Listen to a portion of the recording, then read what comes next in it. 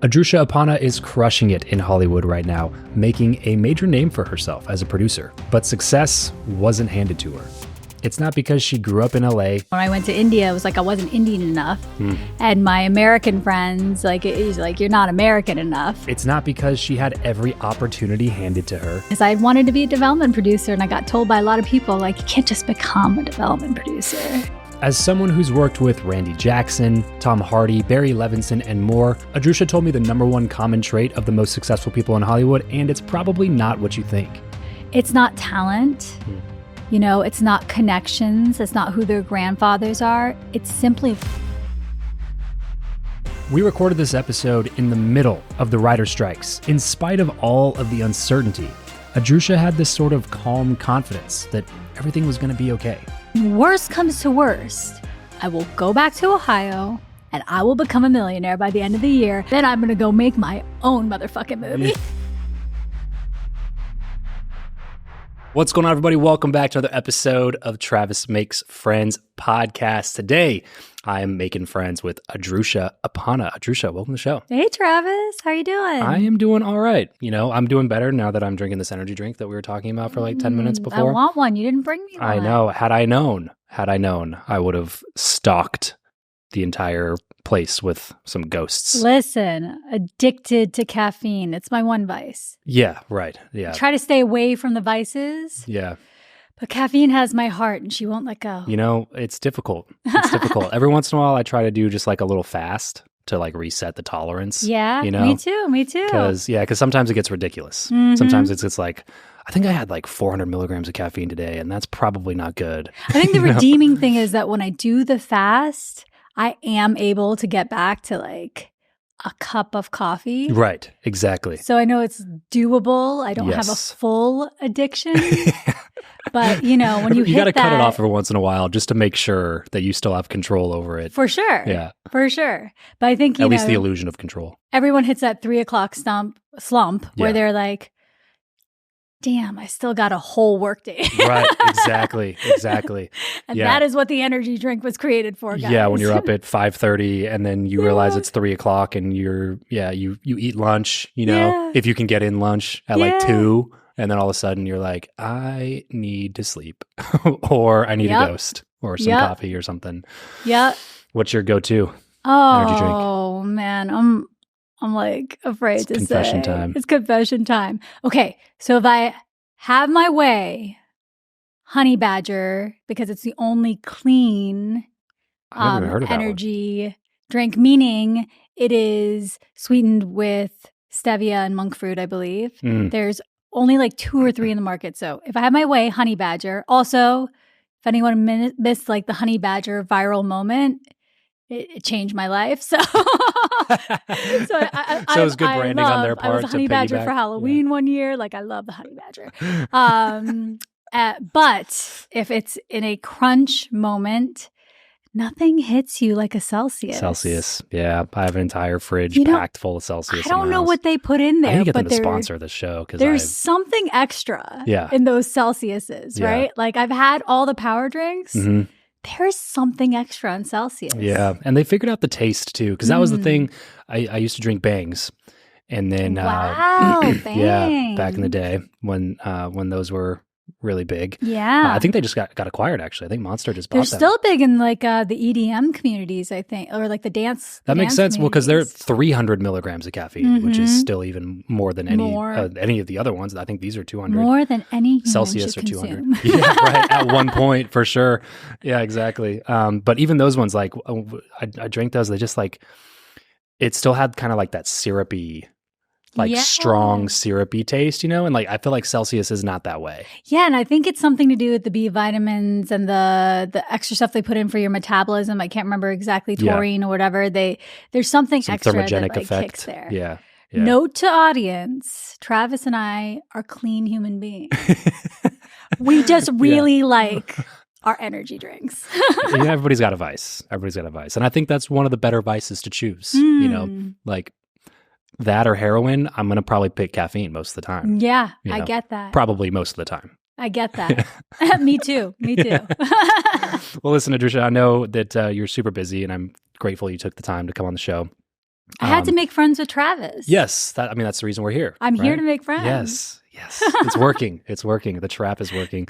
So I want to allow the audience to make friends with you. So for people who don't know who you are, let's try to give them a little bit of context here. So let's go back in time. 10-year-old Adhrucia, 11-year-old Adhrucia, set the scene. Where were you? What was going on? What was life like for 10-year-old you? Oh, man. 10-year-old me was growing up in Cincinnati, Ohio.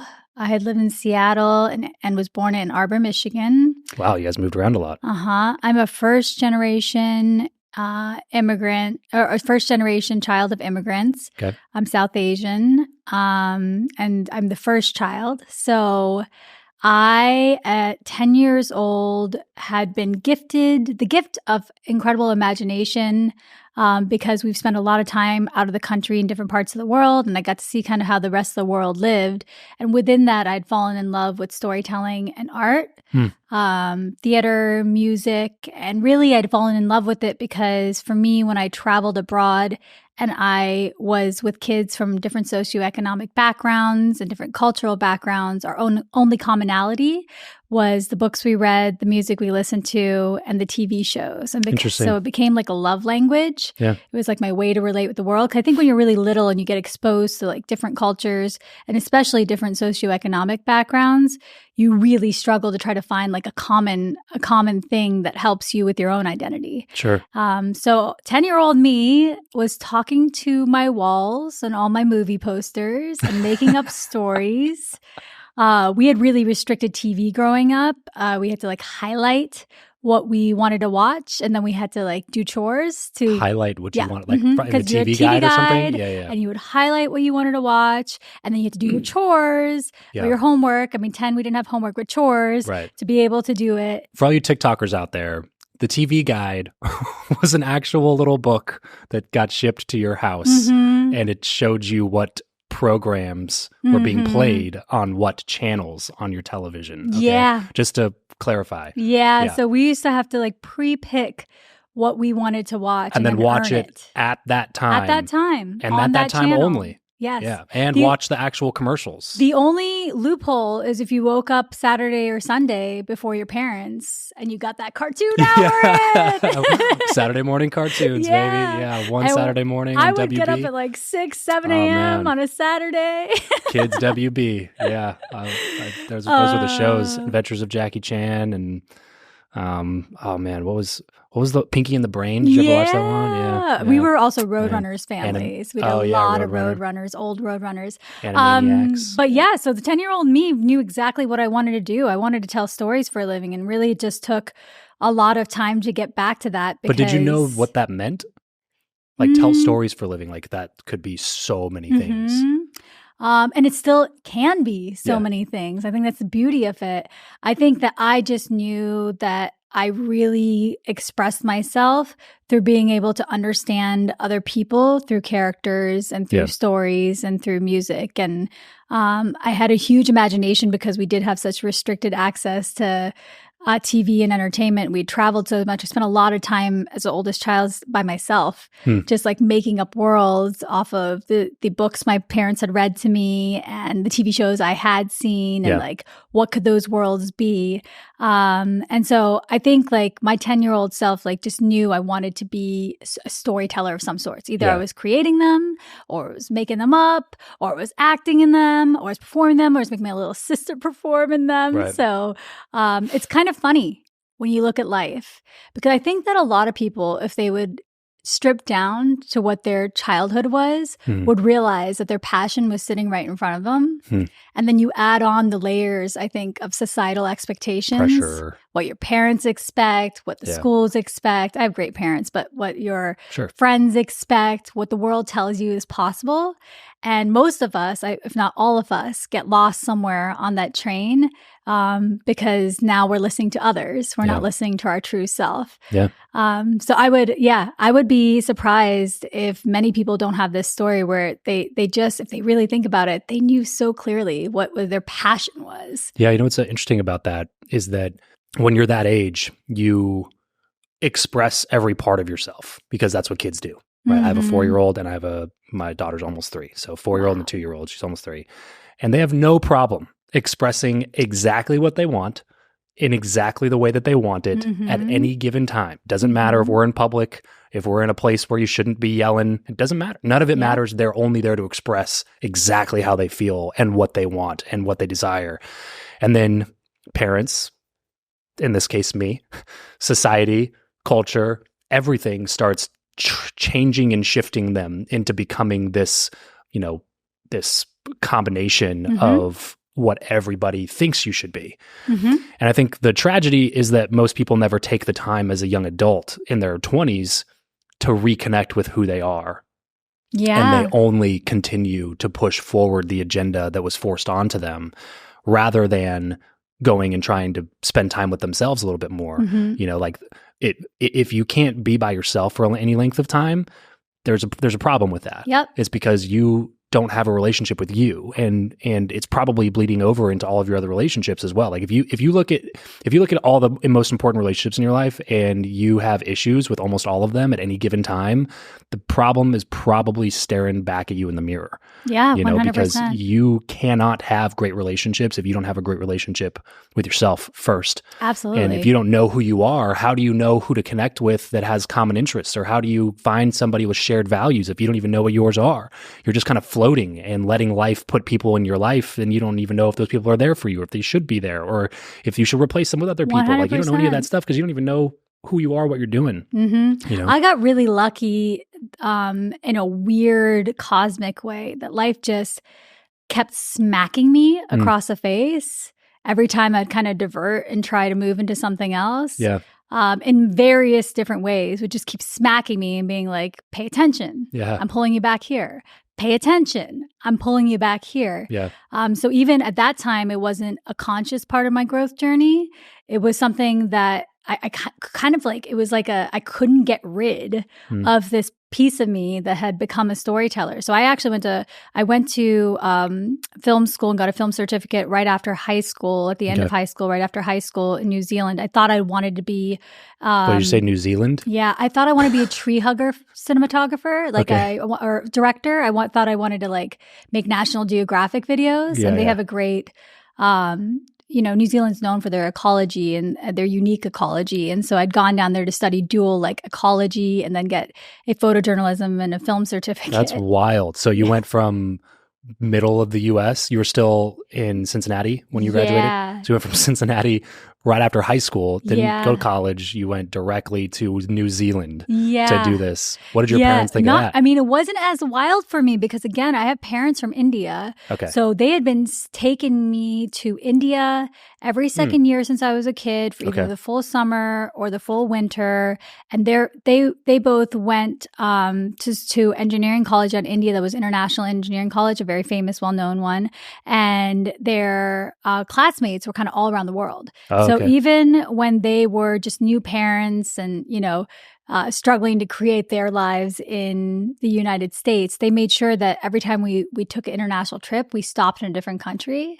So by the time I had graduated high school, I'd been to Korea, I'd been to Japan, that sounds like luxurious, but they did it on a shoestring budget. Yeah. For them, it was just so important that their kids kind of saw the world that they came from. Yeah. And it absolutely changed the way that I viewed life, the way I grew, the way I shaped my life, because I just had this exposure. I think when you're exposed again to like the way the rest of the world lives, eats, breathes, thinks, you're more easily understanding of the idea that maybe there isn't like one shoe that we all have to fit into. Sure. But I ended up in business school right after that because they paid me more money, and I had a full scholarship to a elite business program, and I ended up in business. And when you're 18, I kind of was like, okay, so I'll do like storytelling for brands. 'Cause I'm in business school, and I'll figure out the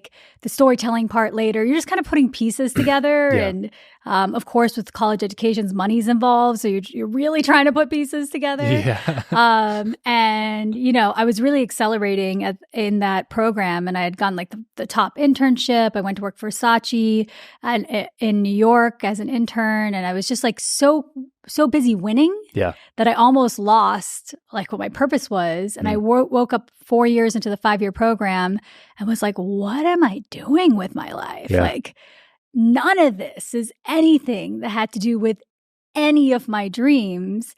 And so I took 22 credit hours in 1 quarter and I left a year early. Like, I was just like, I'm out. I got to go figure this out. And it's incredibly weird, but my story, whether it was injuries, whether I had a car accident, whether it was like physical, I broke my knee. I was supposed to be a musical theater major. I'd broken my knee when I was in high school, or whether it was just like setbacks within my careers I tried to take that were other than this. I just kept getting smacked. And like God, universe, life, whatever you want to believe in was like, no. Pay attention to this. Like, you're supposed to do something right here. So were your parents engineers then?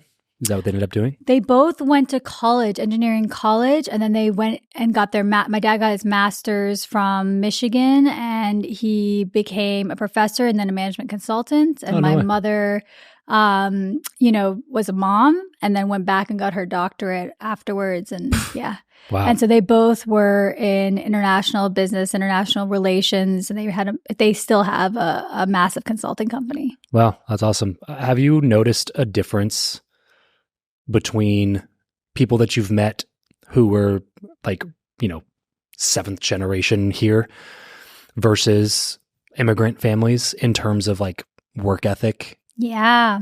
I actually think that like the brands and the marketers completely missed an opportunity to help all of us, and we as a society missed an opportunity to really claim first gen as its own identity. I think it comes with its first gen kids from all cultures, Indian, Hispanic, Brazil, wherever they come from around the world, as well as first gen, meaning first gen Brits, first gen Americans. I think that we all share a common subset of values as well as motivations that are unique just to first gen kids. And I think that there was a horrible identity crisis with our generation because we were never allowed to really own that as an identity. And because I think you were not technically in either camp, kind of. It's like, I'm not technically an immigrant, but I'm also not technically like, I don't feel like an American. Yeah, cross-culture confusion. Cross-culture confusion. I think it's like there's some identity issues there for sure. In my case, so I don't speak for others, like my Indian friends would be, and when I went to India, it was like I wasn't Indian enough. And my American friends, like it's like you're not American enough. Right. And that is, I've talked to a subsect of individuals who are all first gens from different cultures. That's a commonality. And I think that the marketers and brands could have had a whole, audience to target had they realized that consumer mindset. Yeah. And I think that secondarily, really, we would have been able to own that identity as our own, and that would have stopped a lot of cultural confusion that you hear coming up in conversations now as we unpack diversity initiatives. Yeah. It's definitely something that is like a unique position to be in when especially as a kid, you're just trying to make sense of life as a whole. Yeah. And you're just getting all these confusing, value structures and hierarchies, even, religious beliefs that are widely varying between somewhere like India and somewhere like the US. And, absolutely. First gen kids have like a little chip on their shoulder. Yeah. And that's kind of what I mean by that. That was kind of why I asked the question to begin with, because I've noticed that. Yeah. As somebody who's just a white guy with a bunch of different white descendants. We're highly motivated to succeed. Yeah, that's what I'm saying. Like we're all my friends are that way. Highly motivated to succeed. And it seems like this is a question I've been wrestling with lately, and I'm curious to hear your thoughts on it from your perspective. Do you think that you gotta have a chip on your shoulder to succeed? Because I've talked to hundreds now of some of the world's most successful people, billionaires, A-list celebrities, athletes on the show. A lot of our friends. And so many of them have or had chips on their shoulder. Yeah. And while I think, success is subjective, right? So you could make $60,000 a year and be successful in your mind, or you could make $6 million a year and be successful, or 600 million. Like, everybody's got a different definition of success. So I don't mean to say that if you don't make good money or whatever, you're not successful. But what I'm saying is that I've noticed that, like, if you grow up middle class, you are more likely to stay middle class. Whereas if you grow up almost like in poverty or with these kind of unique situations like yours, you have this chip on your shoulder that either keeps you in poverty because you run away from it, or propels you like a slingshot into an outer like atmosphere of success because you're so determined to prove everybody wrong. I think what we're talking about, Travis, is purpose. And so, do people need to have a chip on their shoulders? I think they need to have a purpose. And I think for first gen kids, because most of us, a lot of us, saw our parents give up a lot and struggle a lot, that gave us real purpose to kind of want to make them proud, make our communities proud, do something with what we are given. Yeah. But I think that you and I could find exceptions to the rule, both in people who grew up rich and people who grew up poor and grew up in the middle class, where they have some other type of motivation. Yeah. For some, maybe religion. For some, maybe a loss in their life. For some, maybe just a passion because of something they saw, a wrong they saw in the world. A goal that was placed in them to prove themselves to themselves, someone else, to a wife, to a kid. And I think passion comes for each of us at a different point in our lives. And I just think that a lot of times circumstances around childhood creates that inbred passion, because it's kind of like when you're still your subconscious is still moldable, and it kind of just like is gifted to you. This is your purpose for doing these things, and we don't get to like think through it a lot. Sure. But I think that you and I could both sit here and think of a couple names of people who maybe found passion later in their lives, right? Who finally got to that place where they were like, no, this is the thing that makes my heart beat faster. The Adeles, the whatever. So I think success for us all happens when it's supposed to. And I think it's always passion driven.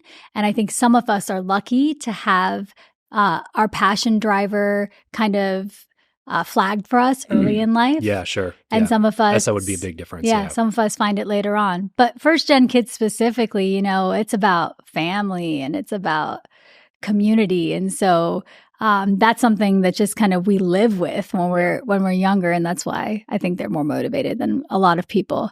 You know what? I won't even say more motivated because...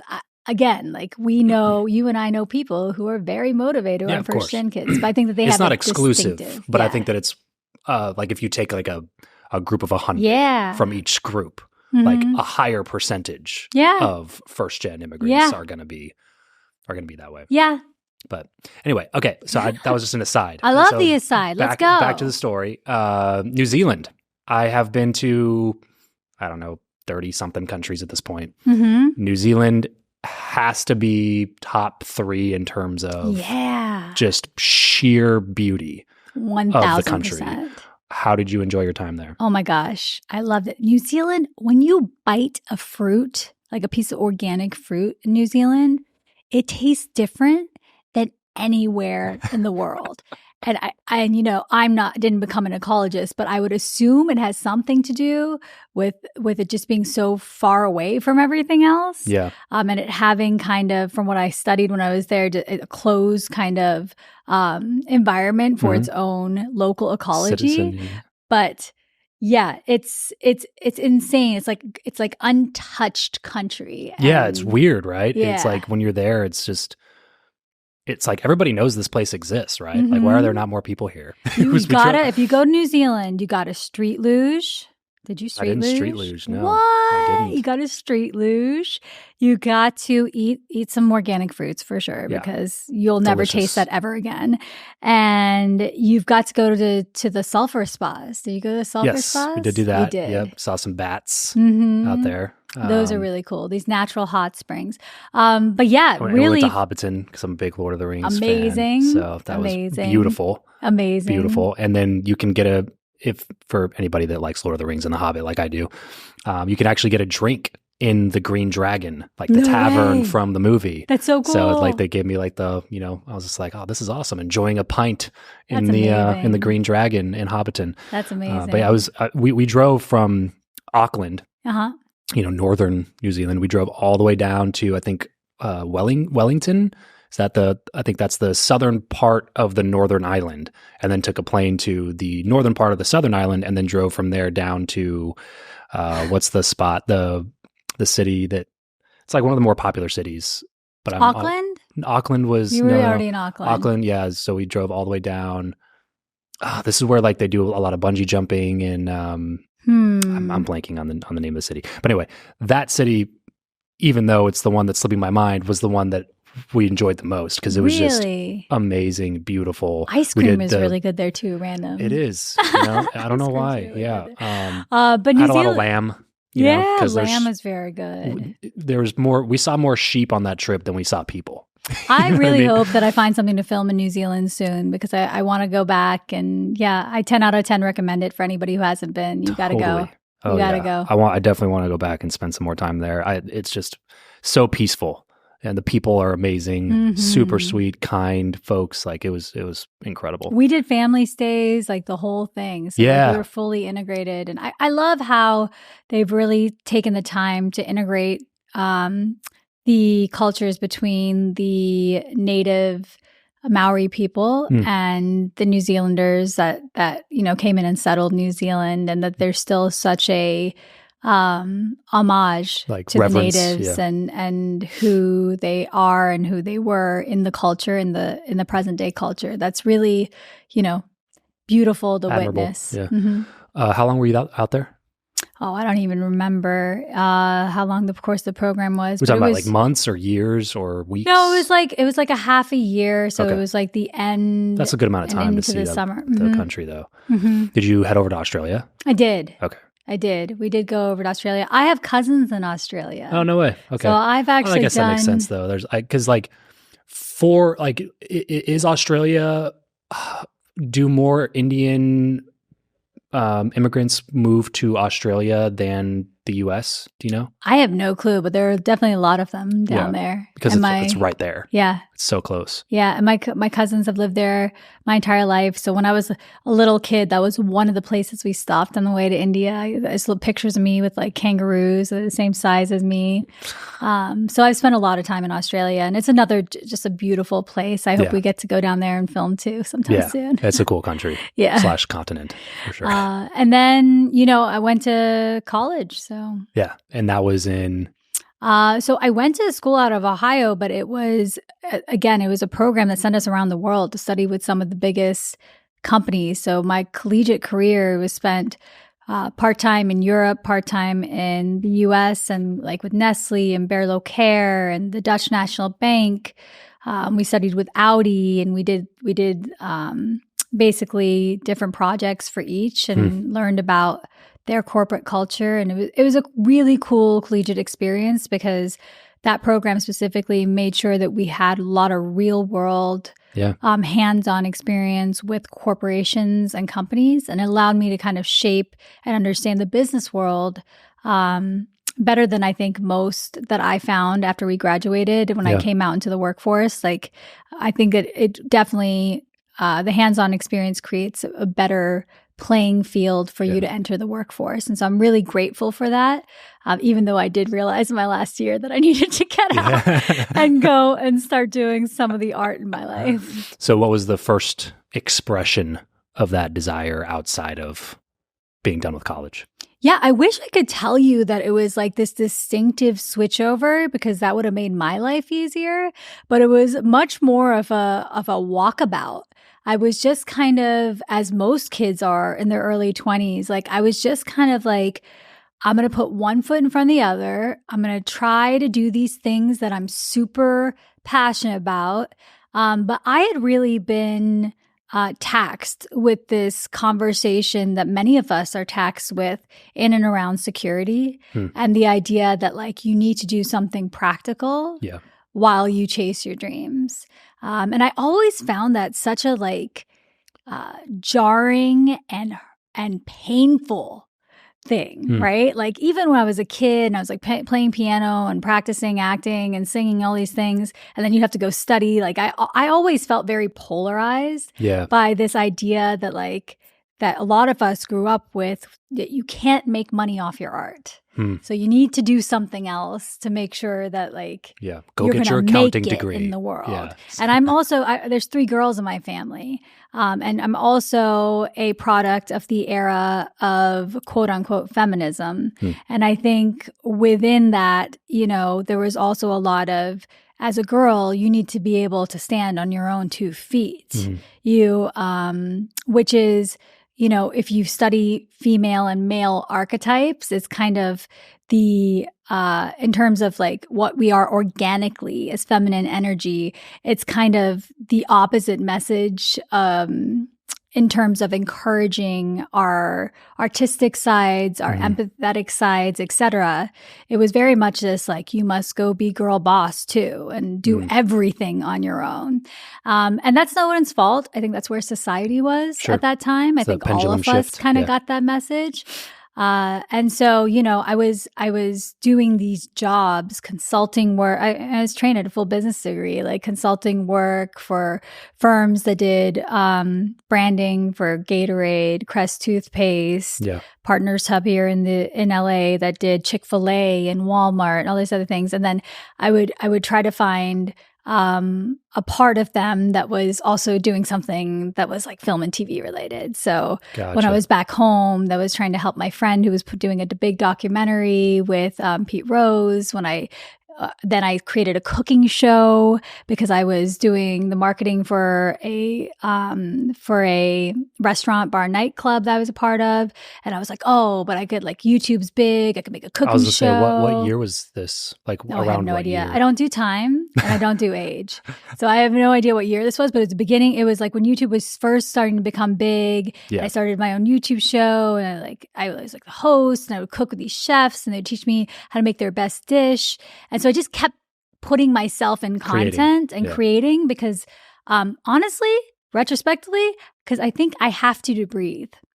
Like, I think it's just so much a part of me. It has been since I was a kid that like, I think if I'm not doing something that is creative, I literally feel, and I have taken jobs before where there was no creative. And I'll tell you, I gained weight, I ate a lot, and I was miserable. Like I need that piece. And so I'd kept one foot in. And that's how I ended up back in LA. Fox locally in Cincinnati had actually brought me on then to do all their entertainment reporting locally. Okay. So I had this YouTube show. I had the entertainment stuff that I was doing for Fox, you know, reporting all the bands in front of like live from the square when they came in town, et cetera. And a guy had come into town and he'd seen all my work and he was like, what do you want to do? And I knew that he worked for this company, Partners Hub, and that he had along with Chick-fil-A and Walmart, they did marketing campaigns for The Grudge and the Bible series, all Mark Burnett's productions. Oh, wow. Okay. And so I saw it as like my in to go learn a little bit more. Yeah. And I told him I wanted to be the ideas person. And he was like, I don't know what that means. But when you're ready, come out to LA and I'll give you a job because I need someone who's got like the brand experience. And so I came back out to LA. I actually lived in LA once before then, but since we're following the story, I came back out to LA and I started, and then, you know, really had wanted to become a development producer. And you know, I'm lucky that I've had a couple things in my life, breaking my knee, which for any of you who've ever had major sports injury, you kind of, when you lose a piece of your physicality and you have to gain it back, it makes everything in life a lot easier to try to tackle. Sure. Yeah. Because I think your physicality is so like... You take it for granted so much. You take it for granted so much. And then the first time you try to take a step and you're like, oh, I can't move. Yeah. It makes you grateful just to be able to walk normally. And it really builds that muscle of like, oh, I can accomplish things that I can't do from the ground in some way. There is a way. There is a way around this. So I had the blessing of that and that kind of teaching within me. And then I'd had one other issue when I was younger, an auditory processing disorder that again is that I'd overcome with bio and neurofeedback. And it's a learning disability that they caught in me really late when I was 25. I'd graduated cum laude from college and like no one ever caught it and they caught it later on. But again, with the treatment of that, it was one of those things where it's like, you have this thing, you didn't know, and now we're going to treat it and we're going to fix it. And so it rewires your brain where you're like, wow, I just overcame this thing that feels like it's impossible. Yeah. Yeah. Tell me what's next. Sure. Nothing's impossible now. I can do it. Building up that stack of confidence. Yeah. So I'd had these like two, let's call it injuries along the way. They're not really injuries, but things that were kind of out of the box that I had to really build resilience around. Yeah. And that resilience really served me when I came back to LA because I wanted to be a development producer. And I got told by a lot of people, like, you can't just become a development producer. Like, we don't do that in LA. You got to start in a mailroom, or you got to work your way up. You can't become a development producer. But I had lived like 3 lifetimes by then. Yeah. And I was like, I'm like, you're not going to tell me this now. I've come this far. We're doing this. And I really had realized when all the creative industries I'd worked in, that there had been a large gap between the people who understood the business and the people who create. And I think if you think about it, if I think about it, in most industries, that's true. And society-wise, we've kind of been taught that we've been fed this message that, like, you're a creative or you're a business person. And we're seeing in this decade finally the emergence of those two. But prior to this decade, it was kind of like, oh, no. They're the business person. Oh, no, they're the creative. And we don't speak the same language. So funny you say that. A buddy of mine, do you know Chris Van Vliet? No, I don't. It's a friend of mine, a former entertainment reporter. He's a YouTuber podcaster now. We just launched this this program called Full-Time Creator. And that was basically the entire premise. It is almost word for word what you're saying was like the video that I put together for my audience, like announcing that we're launching it, was just like most creators think of themselves as creators and most entrepreneurs think of themselves as entrepreneurs. But entrepreneurs now are trying to create stuff and creators are trying to make money 100%. And they don't know how to do each other's thing. So like if you're an entrepreneur and your content sucks, it's because you're not embracing the creative. And if you're a creator and you are doing it for free all the time and you're a starving artist, then it's because you're not embracing the entrepreneurship aspect and like that you have to come together if you want to like move to the next level. Yeah. And so like that's the entire, push of the program is to teach entrepreneurs how to create better and to teach creators how to actually be okay selling stuff and making money and figuring out how to actually turn this into something they can do full time instead of doing it part time all the time. I would really encourage people who are listening to us right now to like challenge yourself to undo that indoctrination. Yeah. Because it is an indoctrination. It's something that someone told you. And if I could like impart wisdom onto any of my creatives who are friends, who are listening, it's go learn the business. You become a better creative and you are 100% capable of it. Yep. The most beautiful thing about creative minds is that we are specifically structured to learn things that are outside the box. And so I would just really stress that, like, if you want more creative freedom, go learn the business. And for me, when I was younger, like it literally, when I was, 16, 17, 18, and I wanted to go learn something on the business side because I was so in my like creative realm, I remember I used to just like pretend it was an acting gig. I was like, all right, I'm going to go to this like accounting class. Yeah. The best acting job I'm ever going to do is like accounting. Watch me. Yeah. I'm going to be the best accountant in this room, because I had to kind of like trick myself in that way because I had been taught to hate anything that was like within the lines as a creative. And so when I came to LA and I was getting these kind of like, you have to start over things, I'd had this aha moment where I was sitting around and I was like, okay, what's the one thing, if I have to find it, everyone tells us like, find your niche and blah, blah, blah, blah. And so I was really analyzing the market and I was like, what's the one thing I've learned in all these creative industries that I've touched and worked in? And it was that the money ended up having power over the creative. And so when I first came back to Hollywood and I started my career as a filmmaker, I was like, okay, I just want to stress, like, I was allergic to anything financial. Like was a full business major. My mom had pleaded with me to become a finance major. I was not that I'm not good at it. I was allergic to the idea about it. But I wanted to be a filmmaker so badly, and I wanted to be able to be successful in this industry. And I thought to myself, if I go learn the economics of what I'm trying to build into, then no one can stop me. Yeah. Because I'll understand how I'm creating and how they're going to buy. And so I just kind of like took one for the team, and I went back to the company that had kind of offered me, hey, you can come work for us, but we can't pay for you. We can't pay for you because like you're not really a creative yet. And I told them I want to go work for your money and learn what they learn. And that was really how I got back into the film industry, was learning the money and how it worked. Well, you're touching on something very important, especially for young people, which is the concept of skill stacking. And I don't think that this is something that was ever like taught to me growing up. Is like more just what I've learned now. And having the conversations that I have on the show, I luckily get to have conversations with really smart people who tell me smart things that I get to learn. And one of those things was the concept of skill stacking. And what you're talking about is exactly that. It's like if you know accounting, then you are this valuable.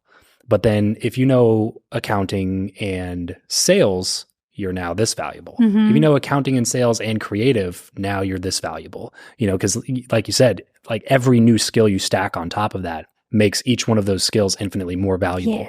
Yeah. It's not a linear growth pattern. It's an exponential growth value in terms of growth pattern in terms of value that you can add not only to the company but into the marketplace, which means you get paid more if you want to be a salaried employee. Yep. You get paid more if you want to be a consultant. You have a higher chance of success if you just want to go out on your own and be an entrepreneur because you know more parts of the business. You know what I mean? Like you have to make yourself a more valuable person, and you become more indispensable. Yes, exactly. You're not first on the chopping block when they're looking to cut expenses. It's like, well, we can't get rid of Adhrucia because she knows these 4 things. Like she could do 4 people's jobs. We got to keep her. I teach all my production assistants who come work for our company, much to their chagrin, possibly. But I make sure that they touch all the pieces, and I teach them. One of the first lessons and one of the first things I always say to them is, you need to be thinking in every situation, am I making myself indispensable? Because especially in film and television, like that is the only value you have. Right. Being an indispensable part of whatever is being put together is really your security in this industry. And so it's just a supply and demand thing. If you're new and you're starting out in film and TV, my advice to you is, find ways to make yourself indispensable, because it's one of those jobs that's kind of the 1% of the 1%. Everybody wants it. Everybody would love to be in it. So there's always someone who's willing to work harder than you. Exactly. To go the extra mile. So there's no shortage of people that want your exact job. Yeah. So you really want to find ways to make yourself indispensable. And that does mean going the extra mile when you're a first year, second year, third year, and you're making your name. Okay. So early 20s, you're kind of just putting the pieces together, doing this thing, doing that thing, going out here, moving here, working for this company, doing some consulting. At what point do you decide that you're just going to go out, start your production career on your own and do your own thing? Yeah. So when I started in film and I'd started to learn the money side of things, I was still attached to security. And so I always had a side hustle. And I did that. I worked for 3 or 4 different companies. I worked with Randy Jackson when he was working on his Endemol deal. I worked for a company called Atlantic Screen Media that did Two Guns and Lone Survivor. I worked for the original company, which was a company called Filmhouse New York, or worked with them. And then,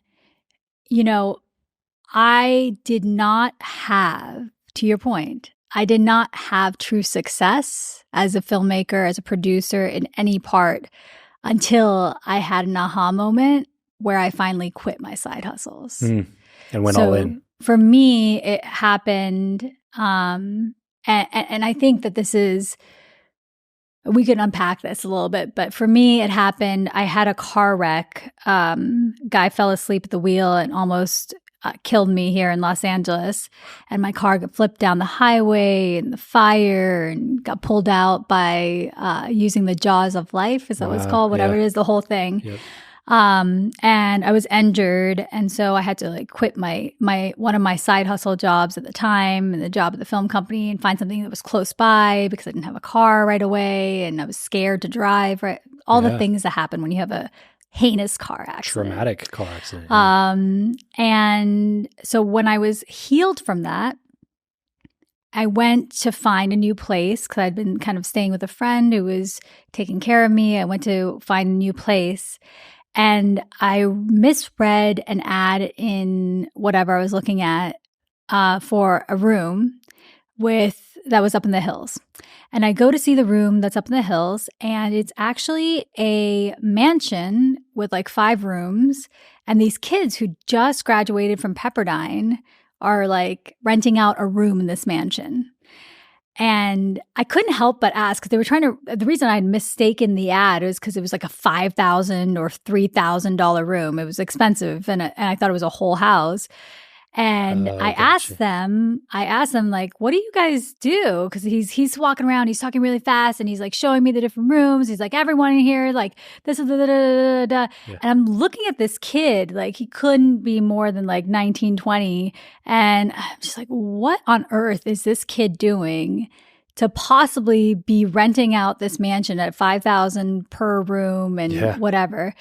And so I asked him. And he was at that time at the beginning of the wave of the Amazon dropship. He was doing a dropship business, and they had started when they were in college. And he was like, "Yeah, man, like we make like 10 grand, like 10 grand a month minimum, and it just keeps going up. It's crazy. And now I'm making like 20 grand minimum." And I'm sitting there and I'm watching this kid telling me this story, and all I can think is like, you cannot be smarter than me. There is no way that you are smarter than me. And I left and I went home, and for the next week, I watched every single video on Amazon dropship. Like I went down a rabbit hole. Yeah. And by the end of that week, I knew with certainty that if all else failed, I could move back to Ohio with $1,000 and I could be a millionaire by the end of the year. Yeah. And there was something about that confidence and understanding of money that allowed me to then say, you know what? I'm going to spend the next 3 months. I'm quitting everything else I was trying to do. Yeah. And I am just going to go all in on producing. And worst comes to worst, at the end of 3 months, if I haven't reached the success on the projects I'm working on that I want to be at, and I haven't, made money on that, I'm not doing the way towards success that I envision, I will go back to Ohio. I will take that $1,000 and I will become a millionaire by the end of the year. And then I'm going to go make my own motherfucking movie. And so there was something about this like seismic shift in my understanding of what earning was in this new economy that then allowed me to take all the distractions away and just focus. And within a month and a half, I had done my first big close, and I had my first film along its way. Wow. So there was just a seismic. I'd always had success, but it wasn't like the science of focus right there, though. If you put all your effort into one thing, it has a much higher chance of making it bigger than everything else that you're working on. And I also do think that like a lot of people ask me, I talk to a lot of people when I'm on the road and at these different conferences speaking about film, about coming to LA and making it.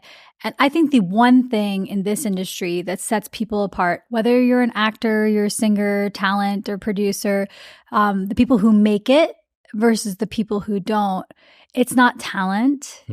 It's not connections. It's not who their grandfathers are. It's simply wanting it worse than everybody else. Yeah. It's 1,000% that you just wanted it worse. Yeah.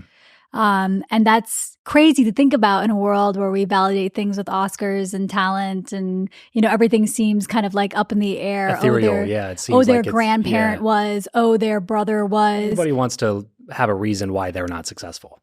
But the truth of the matter, find those reasons. I'm telling you, Travis, and all the people I've met in Hollywood, it's that they just want it more. Yeah. They don't give up. Mm-hmm. Yeah.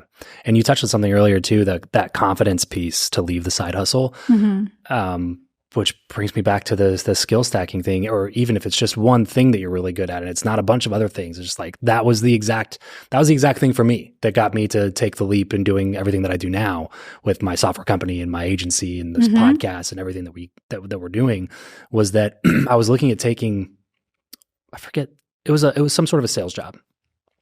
But it was like a sellout sales job. It was like, you get a salary and a company car and everything. And a mentor at the time, I was like going back and forth between these two paths. And I was like 24 or whatever. And he was like, well, the thing is, Travis, the safe path will always be there. He's like, you're a good salesperson. That's always needed. Yep. And you can always do that at any point. Yep. So why not give this other thing a shot? And it was like, that is a good point. Yeah. But that, to your point as well, the confidence that I had to be able to go tackle the things that I want to do came from the fact that I know I'm a good salesperson. So I know for sure that if everything failed tomorrow, I could still go like next year and make $500,000 doing sales and put some money back in the bank and like, let's go, let's try something else. Let's give this another shot, but your ability to spend or invest money is directly related to your confidence in being able to generate more of it. Yeah, 100%. 100%. And to take like your ability, not just to spend or invest money, but to take risk. Like your risk tolerance will be directly proportionate to how much confidence you have in being able to replace whatever it is that you put into doing this thing to begin with, and that speaks volumes, for you to recognize that at that point. Fully. And just take the plunge. Yeah. And I think, again, that's something that everybody like gets to at a different point. It's just one of those things, one of those parts of your life lesson. So yeah, that was really the turning point in my career. And from there, I've ended up starting, my own company that you guys know, Curiosity Entertainment. I worked for another 4-5 years for other companies. Yeah. And, we started 6 months before a pandemic. So now we've made it through a pandemic and the pandemic number 2, which is what I'm calling the writer's strike right now. Because for companies, it basically was a second pandemic. Yeah. But we're good. How are you combating those things now? Yeah. I mean, like most entrepreneurs, it's really just been about putting one foot in front of the next when these things happen and finding ways to pivot. Yeah. We really, did a good job of building a lean company. So we've been able to survive some things that other people haven't. Great. We also held a lot of our projects because the markets were down and didn't expose them and are now just taking out some of them. So in many ways, we kind of are a new company because of the pandemic. But, I would say that like all entrepreneurs, we are people who are distinctly we've distinctly learned how to pivot with things when they come our way because it's just part of the growing a company story. Yeah. And so I think that, we know how to handle life when life comes at us. And that's what we just keep doing. It's not a great time, for anybody. And my heart goes out not only to our team, but all the other teams and creatives who are going through this time right now and went through the pandemic. We were an industry that was specifically impacted a little bit more than most. And so it's exciting to think about the future and the dawning of the new era and what this is going to mean as everything resettles, because it'll be a lot more opportunity for people. Yeah. But currently, it's the last pieces of the apocalypse in the film and TV industry. I mean, it really is. I mean, like whoever that, to your point, that's what makes it exciting, and to a certain extent, is that not everybody's gonna make it through. Not even in terms of like, oh, they failed, but in terms of like, I can't take this anymore. I got to go do something different. And to your point earlier, the people who make it are the people who want it more, and the people who are going to stick through it. And it's like in the when things are good in real estate, all of a sudden everybody is a real estate agent. Yeah. You know what I mean? And it's like, oh, my aunt got her license, my cousin got their license. Like everybody I know sells real estate now. Yeah. And then all of a sudden the market takes a dive and 80% of them are just like, actually, I'm going to go back to my other job, Yeah. And I think there needs to be also, a redefinition in entertainment of what success is. I think one of our our strengths, and one of my strengths has always been because I came from even though I came from a filmmaker, actor, singer background as a kid, I got that varied background in between when I was in business. Yeah. And that exposure to different businesses, tech businesses, CPG product businesses, et cetera, and how they were built and how they were created and how they perform and how they are successful means that like when I look at like success for us, I look kind of outside the box and I'm looking at ways. We have a music company that licenses the music for our film and TV shows that just finished or is working on finishing our first soundtrack. I'm looking at how we can benefit ourselves from merchandising. I'm looking at all these different cracks around our industry that maybe not everybody has looked at. Yeah. And that's because, my brain's kind of is webbed that way. Yeah. But I think that a lot of us who are in entertainment only see a single line to success. Sure. And so I really encourage creators, filmmakers, or tours, people who are actors, singers, to redefine, what success as an artist is for you in this new wave of entertainment, because there are many YouTubers who make more money than filmmakers. There are many podcasters who do better than authors. Yep. There are many filmmakers who've made films, whether it's music videos or shorts or things that ended up on Vimeo or things that ended up on YouTube that are beautiful, but maybe don't fit the genre and format of an Oscar. Right. And we haven't started celebrating all these things as equal successes. And I think it's time that we do, because if your goal was to be an artist and you are making money on your art, then you are a success. Right. It doesn't mean that you need to, if you want to be a theatrical film, have theatrical film and have theatrical success, then you need to go learn the business and you need to create your art for that. Yeah. But that doesn't mean that you're not an artist if you don't. I would argue that you're already an artist and you're already successful. Absolutely. And that we just really need to define success in our creative industries. Well, Adhrucia, this has been honestly a blast chatting with you. Wish we had more time. Maybe we could do a part 2 sometime.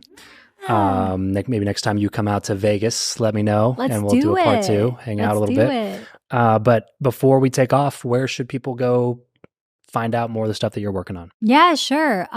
We have our next TV shows, the next show from the creator of Ozark. It just got picked up for Spanish distribution, so I don't know where it'll show yet, but you can follow us on Curiosity Entertainment, Curiosity ENT on Instagram, or me on my personal profile. It's Adhrucia, ADHRUCIA on Instagram. And you'll get updates on that. We have one movie that we'll put into production during the interim agreements. And then we have movies coming up that are executive produced by Diplo. We have TV shows by the writers of Umbrella Academy. We have a great one by Rob Weiss, who did Ballers and Entourage. So We've got a bunch of content coming out, but since the world has changed, it doesn't all come out on one channel. So the best thing to do is follow our socials, and we'll make sure you know where to find the work. Awesome. Well, thanks so much for taking the time, Adhrucia. I will let you get back to your busy schedule. And thanks for coming on. We'll do a second one sometime. Of course. Can't wait. If you enjoyed this episode, you might also enjoy my episode with comedian and actor Dane Cook. In that show, we talked about the rise of up-and-coming comedians like Matt Rife.